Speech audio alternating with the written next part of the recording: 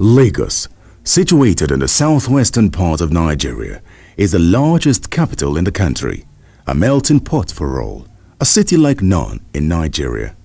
So has its history not been like any in the country. From its inception in 1861 as a British colony, Lagos had always been the commercial capital of Nigeria and was Nigeria's political capital till its movement of the Federal Capital Territory to Abuja in 1990. That notwithstanding, Lagos remains the nerve center of the country. From politics to commerce, Lagos has always been the playground of politicians and businessmen. But lately, a playground, no pun intended, has it been for one man.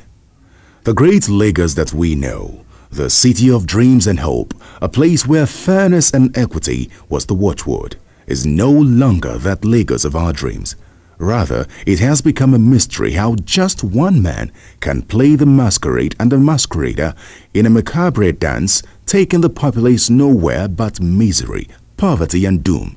And yet, he smiles to the banks, enjoying all the trappings of wealth. Who is this one man that is all so powerful to hold down the collective dreams of all? At various times in his questionable and weird past, he could have been known by numerous names and sobriquets like Yakini Amoda Ogunlere, Hamid Shangodele, Adekunle Tinubu or Bobo Chicago.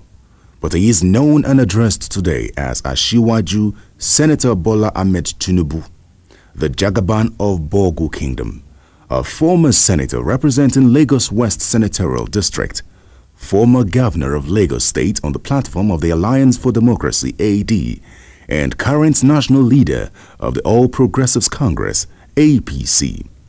With an enviable CV, it is best to deconstruct the real man called Ashiwaju Bola Ahmed Tinubu in order to unravel the facade he has been able to successfully build with time using several cronies and accomplices. The story of Bola Tinubu can best suit that of an Arabian Nights tale, a modern-day Ali Baba and 40 thieves. But you all will be the judge at the end of this film as we unmask the real Tinubu, the infamous lion of Bedelian, the Jagaban Bogu, who arguably is the biggest landlord in Nigeria. The real enemy is the man who stole the city hall. The enemy is the refugee upstart who seized the local government secretariat at Glover Road in Ikoyi. Our collective enemy is the greedy man who bought the old nurse's house at Falomo, the Falomo shopping complex, the Lagos State Polytechnic property at Ojota, the stretches of acres at Lekki, the old Strabag yard in Alausa, the innumerable beachfront properties long owned by the people of Lagos State, the billion-naira Queen's Drive mansion, the illegal Lekki toll gate, the First Nation airline, the strings of media conglomerates, the vault and garden cemetery, even the cemetery. Based on the mountains of sustained petitions and indictments for alleged corrupt enrichment while in and or out of office, Tinubu is maybe the most indicted governor in the history of Lagos State since its creation in 1967. Like every story, we will start from the beginning. To start with, it is no secret that Tinubu is a native of Iragbiji, a hilly rural town situated 3 kilometers away from Ikiru in Osun State. Bola Ahmed Adekunle Tinubu was born supposedly on 29 March 1952 in the city of Lagos. He allegedly attended St. John's Primary School, Aroloya, Lagos, and the Children's Home School in Ibadan. Tinubu went to the United States in 1975, where he allegedly studied first at Richard J. Daley College in Chicago, Illinois, and then at Chicago State University. He graduated in 1979 with a Bachelor of Science degree in accounting. Even Wikipedia is silent on Tinubu's attendance of Government College, Ibadan. Such is the web of lies and deceit that makes the man more odious and dangerous to those who can see beyond the mask. Today, Lagos has a debt crisis, a taxation crisis, an education crisis, an environmental crisis, and an infrastructure crisis. A burden placed by Tinubu as governor of Lagos State and further deepened astronomical heights under his godson, the incumbent governor, Babatunde Fashola, in a perfectly laid out wheel of corruption. His political career began in 1992 when he was elected to the Nigerian Senate representing the Lagos West's constituency in the short-lived Nigerian Third Republic. In the run-up to the 1999 elections, BOLA Tinubu was a protege of Alliance for Democracy AD leaders Abraham Adesanya and Ayo Adebanjo. He won the AD primaries for the Lagos State gubernatorial elections in competition with Funsho Williams and Wahab Dosumu, a former Minister of Works and Housing. The rest is history. He won and became governor of Lagos. When he assumed office in May 1999, little did Lagos know that they just entered what is traditionally called one chance, a journey to nowhere. As he took his oath and addressed the good people of Lagos who voted him, Bola Ahmed Tinubu promised 10,000 housing units for the poor, a promise he did not fulfill. Senator Bola Ahmed Tinubu has become a personification of what is wrong with Lagos. Just as his word is law, he can do and undo. What started out like an act of drama at the beginning of the current democratic dispensation in 1999 has left Nigeria's premier state, Lagos, as a mere fiefdom of Tinubu, who bears the titular toga of the Lion of Badilion. Considering his grip on Lagos, Tinubu dispenses the power and authority of an emperor. He possesses the trappings of a Sicilian-type robber baron or a Roman emperor, foisted on the Yoruba nation. The Governor-General of Lagos State. Ever since his inglorious 8 years rule as Governor of Lagos from 1999 to 2007, on the platform of the Alliance for Democracy AD to date, he has been accused of being the looter-in-chief who has unleashed the most egregious corruption and reckless looting on the treasury of Lagos State. Even as he hides under the guise of championing democratic principles, various frauds, including financial crimes, have been linked to him, such that he can only be summed up as a perpetrator of diabolical deeds. Tinubu's dubious activities came to the fore quite early during his tenure as Lagos governor.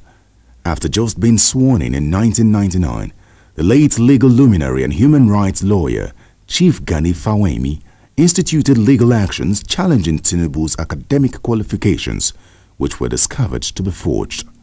The case of perjury, which has been hanging on his neck ever since then, is yet to be dispensed with, even as he can no longer hide under immunity clause as a governor.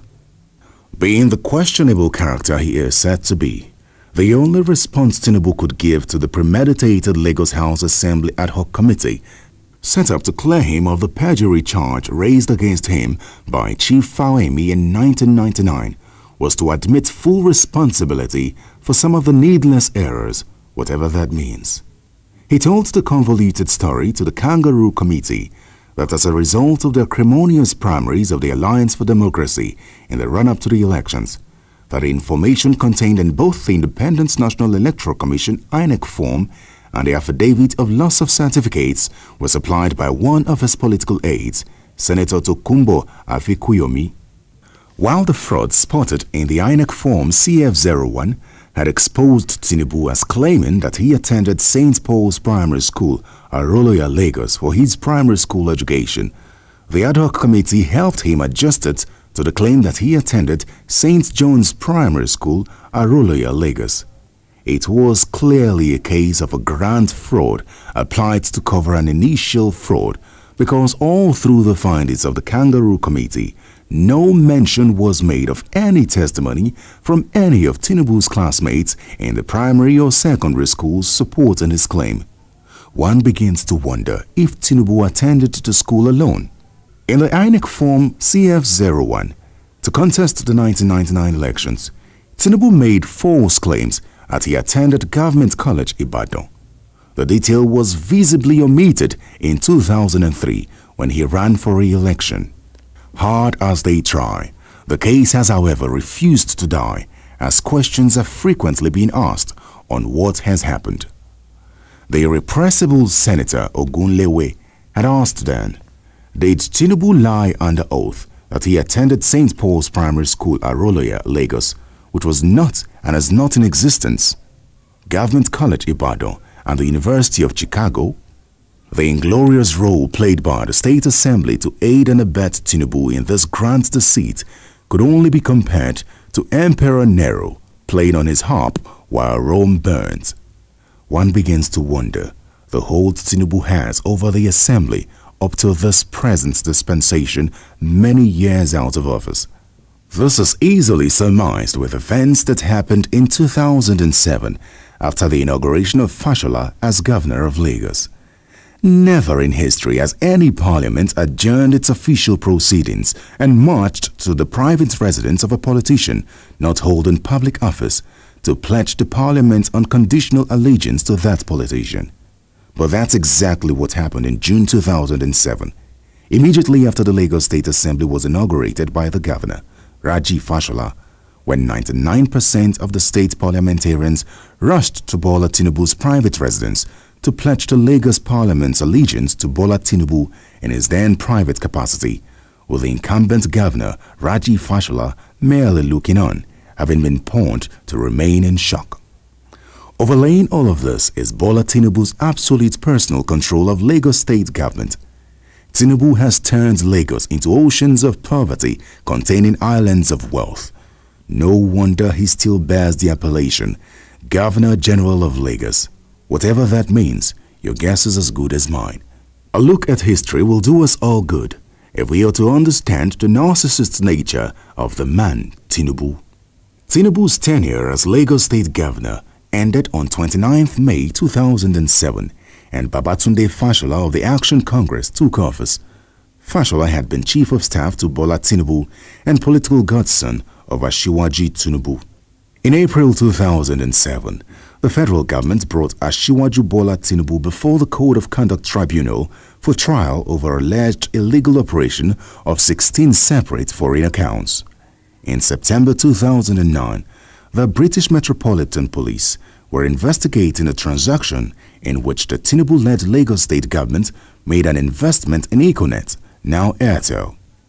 The federal government rejected a request by Britain to release evidence needed for further investigation and prosecution of the 3 Nigerian ex-governors in a London court. The perceived web of corruption allegedly created by Asiwaju Bola Tinubu while in power is worrisome even after officially vacating office. By this, he effectively planted his cronies all over the machinery of governance and decision-making. Taxation is one of the means through which Tinubu has consistently enriched himself with the revenue of Lagos State. This has become not just a conduit of siphoning of state fund, but a tapestry of a grand master plan of corruption by one man. By the end of the tenure of Bola Tinubu, IGR was over 10 billion naira, and now under the governorship of Babatunde Fashola, IGR in Lagos State is over 200 billion naira per annum. Revenue collection in Lagos State was contracted out to private consultants called Alpha Beta under Tinubu, and they still continue to collect revenue under the Fashola administration. But why was Alpha Beta selected as the preferred consultant? Did the government invite consultancy bids for the contract? How many consultancy companies submitted bids for the contract? Considering that Alpha Beta has no known track record of revenue collection, what were the criteria used in selecting Alpha Beta? Tinubu's alleged ownership of Alpha Beta Consulting might explain his strong defense of the tax company. To the extent of reeling out Alpha Beta's resume, even when not directly prompted. Interested in your relationship with Alpha Beta? It's just like my relationship with Julius Berger. Like any other company doing business for Lagos. And it is extremely important and efficient, and we are building internal control from the ground up. They have exploited their knowledge in biometric, establishing a control system and re-engineer the finances of Lagos. It is no surprise to see Tinubu rise in strong and spirited defense of Alpha Beta Consulting, his company. From 2000 to 2009, Alpha Beta allegedly took 15% of all tax revenues generated by the state of Lagos. In the past 5 years, it has taken 10%, which means that Alpha Beta has pocketed approximately 13% of our money during the governorships of Tinubu and Fashola. This is ridiculously scandalous in itself. Approximately 1.464 trillion naira has been raised in tax in the past 15 years, monies which should clearly be invested back into the state, but it is not.